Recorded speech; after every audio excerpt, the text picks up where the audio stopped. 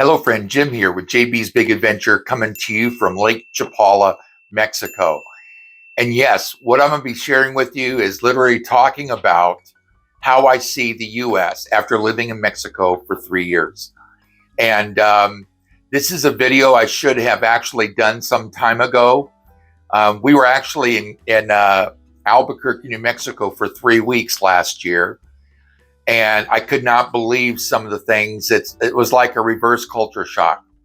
But what I want to share with you is some of the things that really stood out to me that I want to share with you that I see taking place, and what difference is that living here as in comparison. Oh, and I know somebody is going to say, how come your eyes look so red? I just attended through live stream my best friend's funeral from California. He and I have known each other 40 years, 45 years. He was influential in my life. He was a good friend. He saw some struggles, was very supportive. And he's going to be greatly missed. And so there was a lot of tears today and Kleenex and all that kind of thing. So I just hope you bear with me. I just knew that I need to make sure I get this video out. And if I just didn't get it and do it, then when I get done. So, all right. So let's just start with things that are important to everybody. Let's talk about the aspect of time. In the States, everyone is in a real hurry. And some people are in a real hurry going nowhere fast. Now, don't get me wrong, people here can still drive fast, but it isn't the same. Being from Southern California, I know what it's like to drive on 6-lane highways, and that's 6 lanes on each side of the freeway. And I know what traffic's like. I know what it's like being in the dead set in the center of the stopped parking lot trying to get somewhere. So we noticed just how fast-paced everything was. Here, it's more stop and smell the roses, which is a real blessing. Helpful for me. Dealing with a lot of health issues that I've been dealing with. This has just been the right place for us, and it might be for you also. And I'd imagine you're probably watching this video really looking forward to seeing what I'm talking about, comparison. Let's talk about healthcare and time. So in the States, if you're going to get an appointment, in fact, Barbara was actually trying to get an appointment just a couple weeks ago, and they told her that they didn't have anything for, I think they told her 7 months. 7 months to get a doctor's appointment. She went in here probably 3 months or so ago she went in to set up an appointment for a mammogram.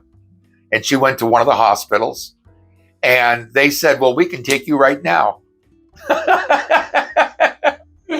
So she got right in to get the mammogram.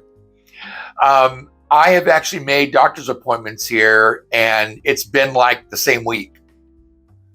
Here's another thing, talking about time. When you go to the doctor's office here, they're not looking at their watch, trying to give you their 10 or 15 minutes with you. It's a full hour. You're literally there for an hour. They're not fast-paced. They want to make sure of how to help you be and live the best life that you can be living health-wise. So getting an appointment here is quick. As in the States, it's not. And when you go to a restaurant, to eat at a restaurant, this is another thing. You want to allow yourself an hour, hour and a half, sometimes even 2 hours if you're with a larger group. Because for one, you're going to order the food, and it takes a little while, depending on the restaurant, depending on how many people are with your party, the whole bit, just like in the States. But when you are close to getting done, they're not bringing you your check like they do in the States. They're not trying to scoot you out. Literally here, you have to ask for your check. So the fact of you being able to socialize with friends, conversation, deep conversation, laughing, telling jokes, you're not being rushed out. I've not once in the 3 years that we've been here been to a restaurant that's tried to rush us out the door. Not at all. And since we're talking about restaurants, let me share this with you. And this is probably one of the biggest things that I found in Albuquerque, which is not Los Angeles, it's not New York, it's Albuquerque. So we're not talking about a rich city by any means. But when we were eating, I just want to give you some examples because this is really important to know. So Barbara and I went to dinner. We went to a local Mexican food restaurant, and I had 2 tacos, 2 cheese enchiladas, a soda, and Barbara had a larger taco salad and a drink. And it came out to only $13 US for both of us for that size of meal. Now, don't get me wrong, I did not go and eat 2 tacos and 2 enchiladas all at one meal. I bring half of it home because I just can't. Since my weight loss surgery here a number of years ago, I can't eat like I used to. So that was Mexican food. We went, when we were with my mom, we went to a place. It's actually a California chain, but it's like Taco Bell, only it's something local to California. They've got them in Albuquerque. I think there's a couple in Colorado. It's called Del Taco. I used to go and could get a bean and cheese burrito that was, thick. I mean, it wasn't a thin little tiny thing, but it was thick, filled with beans and cheese and green sauce, and handheld burrito. I mean, it literally was a handheld burrito. And I could get that, French fries, and a large drink, and I bet the bill was not over $3, maybe $3.50. And this is actually when I was in Albuquerque. We went back, and it was my mom, it was Barbara, and myself. And I had 2 bean burritos, I had an order of French fries and a soda. My mom and Barbara, they both had taco salads and a soda. And our bill came to just over $38. Think of going to Taco Bell and your bill being $38. I could not believe it. There's times that we go for breakfast here, and we go to a donut shop and have breakfast. Our breakfast, in fact, I put this all together here some time ago, real quickly. So our breakfast costs us, for the 2 of us, donuts, breakfast, coffee, soda, less than 8 pesos. That ends up being just over $3. Can you believe that? Unbelievable. Whereas we went back and went to a donut shop in the States, and we got 2 donuts each. She got a coffee, I got a soda. And it was it's almost $19. Man, this is good for me because I'm laughing. It's been pretty much of a blue day. So that's food. Oh, you know what? I missed one here. I am sorry. Steak dinner. I get asked about, do they have good steakhouses? When folks come out on the visit or they're coming from my tour, they ask about steakhouses. So Barbara and I go. I'm vegetarian. She's not, obviously. She has the prime rib. And what comes with a prime rib is corn, baked potato, and a salad. Now, when you go, this restaurant's so popular, you're actually going to stand in line to get inside. But the prime rib meal, I have a baked potato, a corn, and a macaroni and cheese.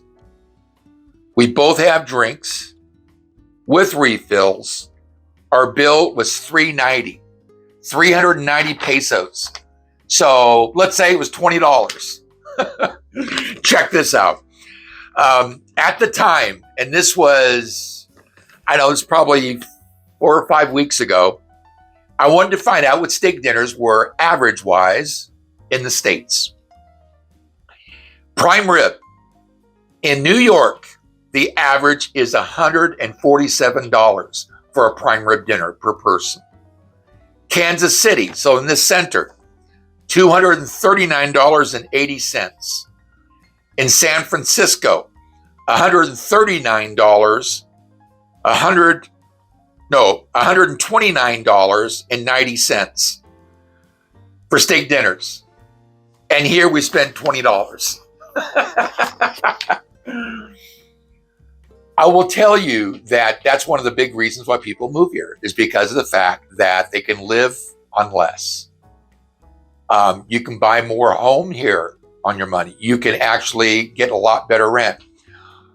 Barbara and I were living in a small 2-bedroom, 1-bath apartment. And we were paying right at about $1,000 plus utilities. Our utilities there were, we had 80 megs of internet speed, and it was $140. $140. That's just internet. Here, I have 300 megs, and Barbara pays $35. I need faster speed so I can upload videos. So that's incredible. That is incredible. That's just talking about restaurants. That's talking about cost comparative. Hiring help. In the States, when you go to hire somebody to cut your grass or works on something in the house, or even having a housekeeper, which talking to somebody about having a housekeeper in the States, it's unheard of. You just, unless you're on an elite level, a higher level, you just don't have a housekeeper. Well, here, housekeepers and what are they? Domestic help. Our housekeeper, she gets 300 pesos, and she's here for 3 hours. 300 pesos is about $15. $15. Now, Barbara always gives her between $350 and $400. We really appreciate her. We believe in helping the Mexican people here that are small business owners. Our groundskeeper, our gardener, same thing. I think he's 250 pesos, 300 pesos, something like that. And Barbara always gives him, 50 or 100 pesos more. I mean, that's the difference of what? 50 pesos is basically about $2, $2.50, somewhere in there. I mean, what's that? That's like giving them a tip. But what's really important is we have the ability here to be able to really help support the Mexican people. Those of us that want to embrace the culture. So that's another thing that I have found is very, very different. The poverty level. You know what? In the States, you see homeless people all over the place. Here, I don't think I've met one person that's homeless. Now, there's people who walk the street. Until just like a week ago, I would have told you I've met my first homeless person, but I end up finding out he lives in a house. I mean, they might not be dressed in brand new clothes and all torn up and all, but they still live somewhere. So I've not only met ever one homeless person here. I don't know of even a homeless camp, even between here and Guadalajara. That's an hour drive. So the thing about the Mexican people is they might be poor, they might live on less, but you know what? They're hardworking people. They're hardworking. I found that the difference of that in the States and what it's like down here. And it's unbelievably different. So the pace of life is so much different. Yeah, people will say, well, there's traffic here. Well, what do you call traffic? If you're in a row of cars and it takes you an extra 10 minutes to get where you're going, is that really traffic? I don't think so, because I know what traffic's like. But I mean, it's living here is a slower pace. Whenever I hear honking of horns, I always try to see who the person is. And the majority of the time, it's an expat. Yes, we come here, we've already been living a fast-paced life, but we get here and we're still in the fast lane. It takes a while to slow down. Even for me, I still get behind people and says, why can't they go faster? I mean, I don't know, honk the horn. There's no reason to honk the horn. I mean, they're right behind another person. They can't go any faster. So it's just the way it is. And you've just got to get used to not having to be in the fast lane all the time. So, and ending with the political scene. In the States, wow, all the controversy. I mean, I was raised the oldest of 5 to a preacher. I'm not going to say I was shielded from life, but our family just wasn't really political. I mean, I grew up and just was never. I just never got involved in the political scene. And it's still carried to me today. I mean, it wasn't until I met Barbara that I've become more awakened to what's happening in the world. And the way I look at it is, my Bible tells me that the world's going to get worse, not better. Because we're slowly but surely, even fastly going towards Christ's second coming. I'm a Christian, as I said, so I don't mean to offend anybody, but if you're offended, I'm sorry. But I guess it's my channel and it's my opportunity to share my faith and Christianity walk. I'm really sorry to see what the country has come to in the States. No matter if you're on the left or on the right, things that are being done to people. And it doesn't matter if they're Democrats or it doesn't matter if they're Republicans. There's a lot of stuff going on back and forth. I just can't get into that. I'm a lover, not a fighter. I'm a proud flag flying American. I'm proud of the country. But I guess maybe I don't know. I don't know if it's my moral compass, but I just don't see it the same as others do. I don't think one person either way is gonna change the world. So that's what the Bible says. I believe it's important to be kind. And everybody has their own beliefs and they have their reasons for having their beliefs. But down here, somebody could say to me that they're a Democrat and they hate the Republicans, or a Republican that says they hate the Democrats. I believe that I would rather let my Christian walk show and just say that Jesus died on the cross for us all. I'm not going to get religious on you, but I see it with a different way. So when it comes to politics up there, politics here, totally different. Here you can hear about it, but it isn't like everybody's got their TV locally looking at politics. So it's nice to be away from all of that and be able to live life different pace. So with that, as always, thank you for being a part of this channel. Thank you for supporting this community. Have an awesome day, and we'll see you on the next video.